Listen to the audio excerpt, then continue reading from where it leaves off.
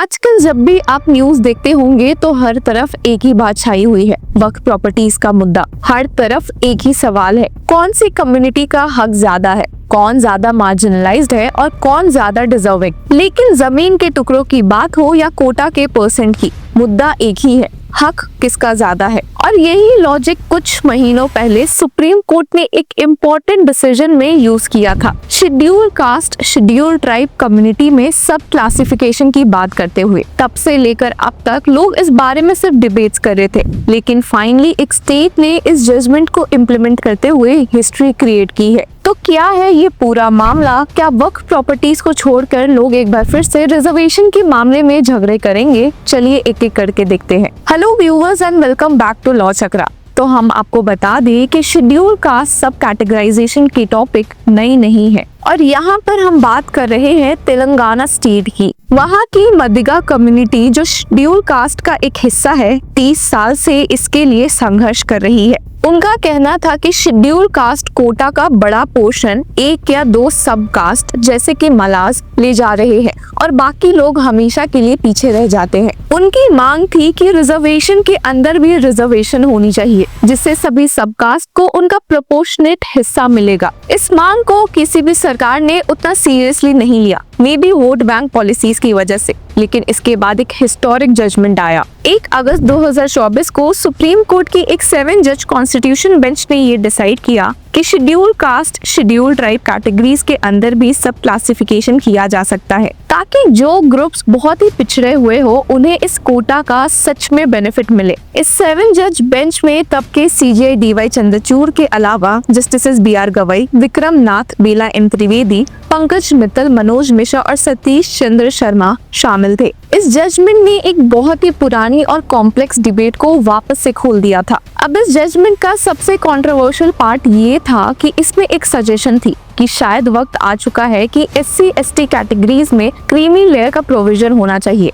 इस बात से पॉलिटिकल गलियारों में काफी हंगामा मच गया था और इवन PM नरेंद्र मोदी को कहना पड़ा कि सुप्रीम कोर्ट का ये सजेशन है, एक ऑर्डर नहीं, और वे SC/ST कम्युनिटी के लिए वही करेंगे जो उनके लिए सही है। लेकिन जहां एक तरफ कंफ्यूजन था, वही तेलंगाना स्टेट ने क्लैरिटी दिखाई है। 14 अप्रैल 2025 बाबा साहेब अम्बेडकर जी के जन्म दिवस पर तेलंगाना ने officially scheduled caste rationalisation of reservation act 2025 को इम्प्लीमेंट कर दिया है। इस गजेट नोटिफिकेशन के जरिए शेड्यूल कास्ट को 3 कैटेगरी में डिवाइड किया गया है। ग्रुप 1 15 कास्ट और 1% रिजर्वेशन, ग्रुप 2 18 कास्ट और 9% रिजर्वेशन, ग्रुप 3 26 कास्ट और 5% रिजर्वेशन। अब ये क्लैरिफाई करना जरूरी है कि ये सब क्लासिफिकेशन शेड्यूल कास्ट के टोटल 15% के रिजर्वेशन के अंदर ही किया गया है। मतलब ओवरऑल शेड्यूल कास्ट रिजर्वेशन कम नहीं हुई है, सिर्फ उसके अंदर का डिस्ट्रीब्यूशन ज्यादा फेयर बनाया गया है। CM रेवनाथ रेड्डी ने इस मूवमेंट को हिस्टोरिक बताया और कहा कि ये ट्रू ट्रिब्यूट है बाबा साहेब अम्बेडकर के आइडल्स को। और इसी में एक बात जो काफी लोगों को पसंद आई है वो ये है कि तेलंगाना के मिनिस्टर उत्तम कुमार रेड्डी ने कहा भी कि अगर 2026 के सेंसस में शेड्यूल कास्ट पॉपुलेशन ज्यादा निकली तो उनका रिजर्वेशन परसेंटेज भी उस हिसाब से रिवाइज किया जाएगा। आज जब वक्फ प्रॉपर्टीज को लेकर कम्युनल टेंशंस और राइट्स देखने को मिलते हैं तो एक ही सवाल और लॉजिक हमारे सामने उठता है, आखिर एक ही कम्युनिटी का हक क्यों, और उसमें भी एक को ज्यादा और एक को कम क्यों? वैसे ही लॉजिक यहाँ भी लगता है। शेड्यूल कास्ट कम्युनिटी एक मोनोलिथ नहीं है, उसके अंदर भी इनइक्वालिटी है। कुछ सबकास्ट को एजुकेशन और जॉब्स में रिप्रेजेंटेशन मिल गया, लेकिन कुछ अब तक बेसिक अपलिफ्टमेंट का इंतजार कर रहे हैं। जैसे कुछ लोग वक्फ के नाम पे कलेक्टिव ओनरशिप को चैलेंज कर रहे हैं, वैसे ही मदिगा कम्युनिटी ने भी इंटरनल मोनोपोली ओवर रिजर्वेशन को चैलेंज किया। और तेलंगाना स्टेट गवर्नमेंट ने सिर्फ वो आवाज सुनी नहीं बल्कि उस पर एक्ट भी किया है। अब कई लोगों का मानना है कि ये डिसीजन लेना कांग्रेस गवर्नमेंट के लिए आसान नहीं था। मलास जो शेड्यूल कास्ट कम्युनिटी के कंपैरेटिवली डोमिनेंट सब कास्ट है, उन्होंने इस मूव का विरोध किया है। कांग्रेस के लिए इलेक्टोरल लेवल पर रिस्क बहुत बड़ा था क्योंकि कास्ट पॉलिटिक्स तेलंगाना में डीप रूटेड है, लेकिन फिर भी सरकार ने ये कदम उठाया, शायद इसलिए क्योंकि पॉलिटिकल करेज कभी कभी वोट से बड़ा होता है। पर क्रिटिक्स ये भी कह रहे हैं कि ये सिर्फ एक वोट बैंक स्ट्रैटेजी है,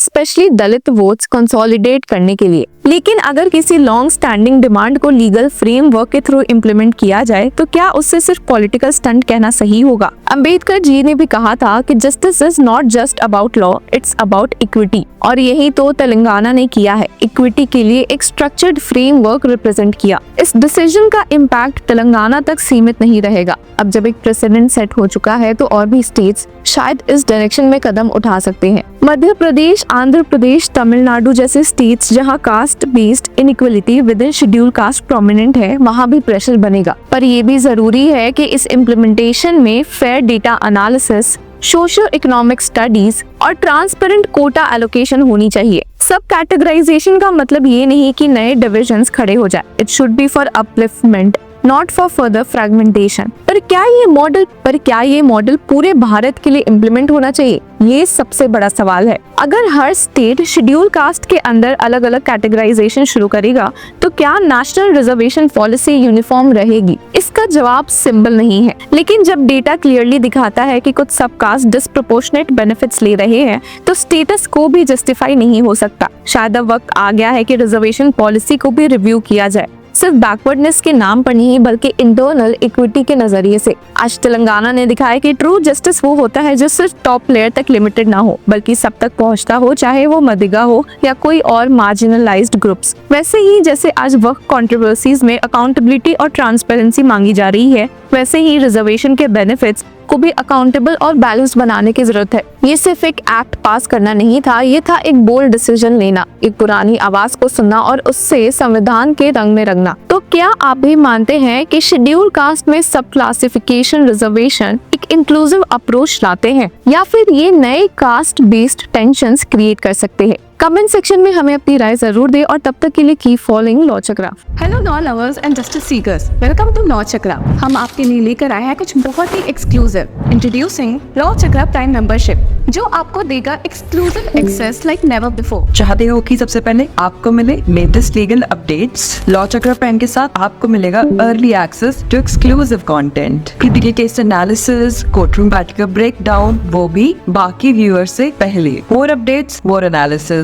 इसी के साथ अगर आप कभी सोचे कि हम कैसे लेकर आते हैं आपके लिए ये लीगल अपडेट्स, तो इसके लिए भी प्राइम मेंबर्स के लिए है हमारे पास एक special sneak peek behind the scenes of law chakra. Brainstorming session से लेकर ब्लूपर्स तक सब कुछ। In short, more content, more update and more analysis. Political legal controversies हो या इन डेप्थ लीगल सेशंस, सब कुछ आपको मिलेगा एट वेरी मिनिमल प्राइस। बनिए लॉ चक्र की प्राइम मेंबर और अनलॉक कीजिए full potential of legal knowledge. अभी ज्वाइन कीजिए।